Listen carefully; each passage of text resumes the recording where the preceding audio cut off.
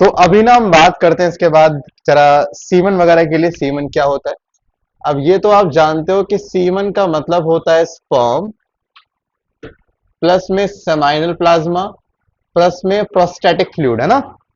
इन तीनों को मिला के हम क्या बोलते हैं, सीमन बोलते हैं।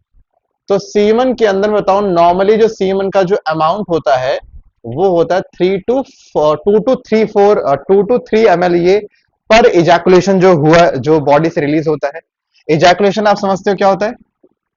Release of semen outside of the body. Release of semen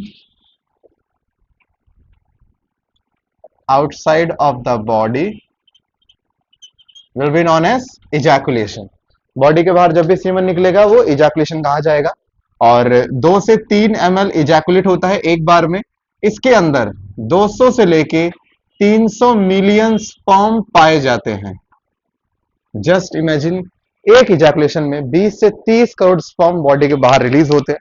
और एक स्पर्म की लाइफ देखी जाए तो एक स्पर्म कहते हैं 48 से लेके 72 घंटे तक ये मैक्स टू मैक्स सरवाइव कर सकता है, 2 से लेके 3 दिन। इसके ऊपर किसकी लाइफ ही नहीं होती है।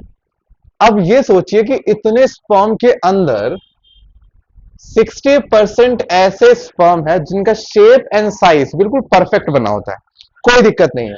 यानी 60% के पास क्या है, नॉर्मल शेप एंड साइज। तो ऑब्वियसली बात है 40% ऐसे भी होंगे जिनका एबनॉर्मल शेप एंड साइज है, हाँ के ना। क्या ये 40% फ्यूज कर सकते हैं ओवम के साथ? अरे भाई, जिस स्पर्म में थोड़ी सी भी प्रॉब्लम आ जाए ना, वो फ्यूज नहीं कर सकता। यानी कि 40% फ्यूज नहीं कर सकते। अगर मैं आपको इसका एक प्रोस्पेक्टिव और दिखाऊं, ये दिखाया मैंने इसकी अपीयरेंस के बेस पे स्पर्म के मैंने परसेंटेज दिखाई है कि अपीयरेंस के बेस पे कौन कितना अच्छे से बना है, कौन नहीं बना। अगर मैं मोटिलिटी के बेस पे बात करूं कि कितने परसेंट स्पर्म में अच्छी खासी स्पीड है मूव करने की, क्योंकि कहते हैं कि जिस स्पीड में जितनी ज्यादा मूव करने की क्षमता होती है उसमें उतनी ज्यादा पावर होती है ओवम के साथ फ्यूज कर जाने की। तो आप देखना, महज 40% स्पर्म के पास से विग्रस मोटिलिटी होती है, तो माने फास्ट, बढ़िया। माने 40% स्पर्म है जो बहुत तेजी से मूव कर सकते हैं, जबकि 60% कैसे होते हैं, स्लो, मरियल मरियल चल रहे होते हैं, हाँ के ना। यानी कि देखो, दोनों को जोड़ना मत भाई, वो अलग प्रोस्पेक्टिव से परसेंटेज है, ये अलग प्रोस्पेक्टिव से परसेंटेज है।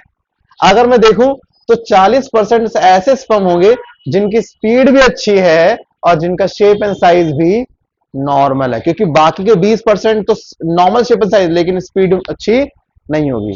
यानी कि अगर मैं कह रहा हूं 20 से लेके 30 करोड़ स्पर्म बन रहे हैं, तो आप लेके चलिए महज इसका 40% सेगमेंट है जिसका शेप साइज भी ओके होगा और स्पीड भी अच्छी होगी। अब इसका अगर मैं 20 का भी निकालूं 40%, कितना हो गया, 8 करोड़।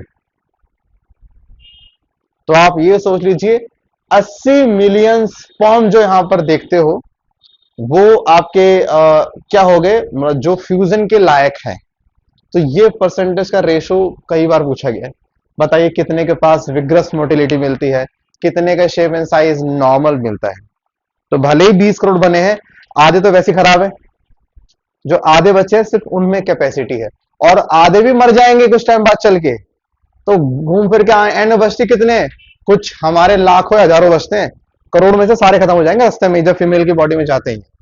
तो ये एक आपका काउंट है जो एनसीईआरटी ने दी है, इसको याद कर लेना। और इसके बाद मेल पार्ट यहाँ पे खत्म हो गया।